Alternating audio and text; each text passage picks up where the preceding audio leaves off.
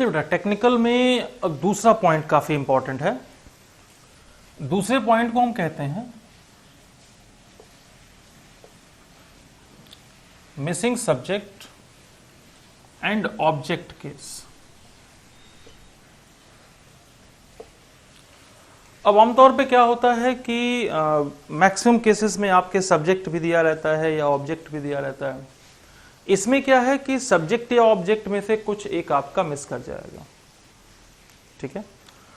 अब जब सब्जेक्ट या ऑब्जेक्ट में से कुछ एक मिस करता है तो आप समझो जरा कि अगर सब्जेक्ट मिस कर रहा है तो इसका मतलब ऑब्जेक्ट दिया है और वर्ब दिया है, ऑब्जेक्ट मिस कर रहा है तो इसका मतलब सब्जेक्ट दिया है और वर्ब दिया है, ठीक है। अब अगर सब्जेक्ट मिस कर रहा है तो सब्जेक्ट के मोड पर लिविंग मोड के लिए समवन और नॉन लिविंग मोड के लिए समथिंग का यूज करते हैं। ऑब्जेक्ट अगर मिस कर रहा है तो वर्ब के जीरेंट फॉर्म या अंडरस्टूड फॉर्म को हम सब्जेक्ट ऑब्जेक्ट के प्लेस पर रखते हैं।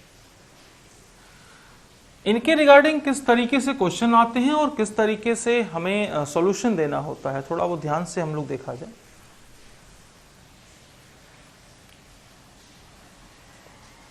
कि they danced in the marriage of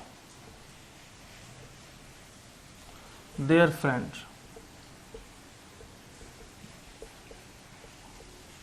ये एक्टिव वॉइस का स्टेटमेंट है। हमने कहा इसका पैसिव बनाइए। They danced in the marriage of their friend. अब प्रॉब्लम यह है कि दे सब्जेक्ट है, डांस्ड वर्ब है, ऑब्जेक्ट क्या है? तो ऑब्जेक्ट इसमें नहीं कि नाचे वो, शादी में नाचे अपने फ्रेंड के। ऑब्जेक्ट क्या है? मोटो, टारगेट। अब सोचिए अगर कोई नाचेगा तो क्या नाचेगा? अजीब है। अरे भाई, अगर कोई खाएगा तो क्या खाएगा? खाना खाएगा। सेम तरीके से अगर कोई नाचेगा तो क्या नाचेगा? नाच ही ना नाचेगा भाई। इसका मतलब डांस्ड में डांस अंडरस्टूड नाउन था जो उसके अंदर छुपा हुआ था।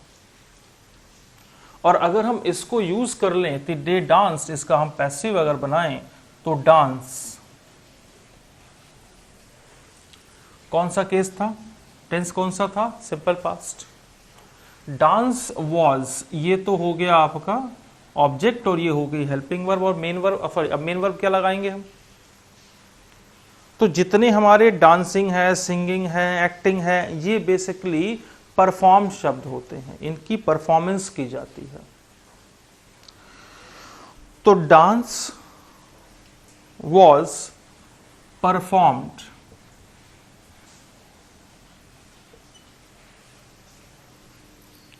किसने परफॉर्म की? Bye them in the marriage of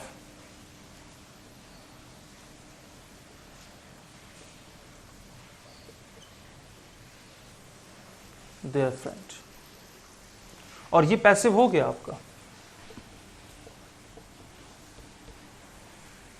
तो ऐसे लोग जो आपको ये सिखाते चले आए हैं कि बेटा इंट्रांजिटिव का पैसिव नहीं बनता,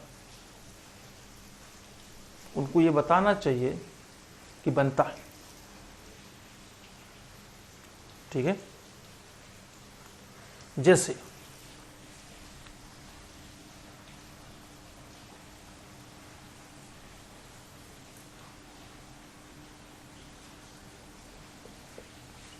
I will do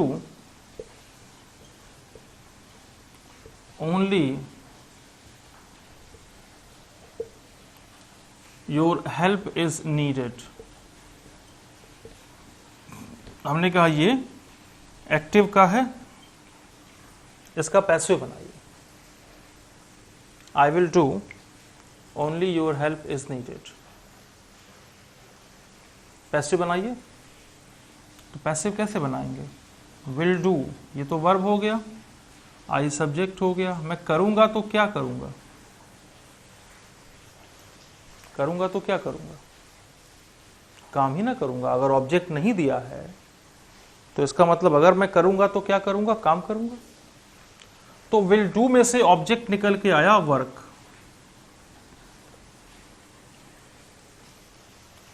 work will be done, क्योंकि फ्यूचर इंडेफिनिट था। Work will be done by me. फिर बाकी उतार दीजिए।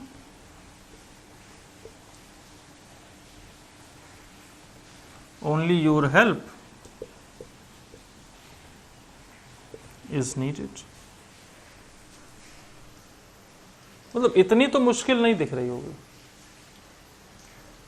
अब यहां से ना ये मिसिंग ऑब्जेक्ट का केस था, तो मिसिंग ऑब्जेक्ट में वर्ब के साथ या वर्ब से हम बना लेते हैं, जैसे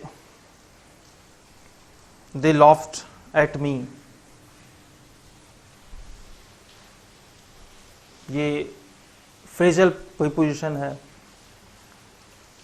अगर कोई हंसेगा तो क्या हंसेगा, हंसी ही हंसेगा। ही इज ईटिंग, इसका पैसिव बनाइए, और ऑब्जेक्ट नहीं दिया हुआ है तो क्या खा रहा है, खाना खा रहा है, तो खाएगा तो खाना ही खाएगा। The food is being eaten या टेकन बाय हिम।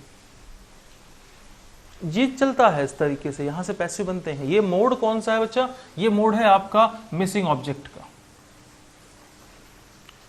अब इसी में एक पॉइंट और हम लोग समझते हैं, मिसिंग सब्जेक्ट का केस क्या होता है, उसके ऊपर बात करते हैं।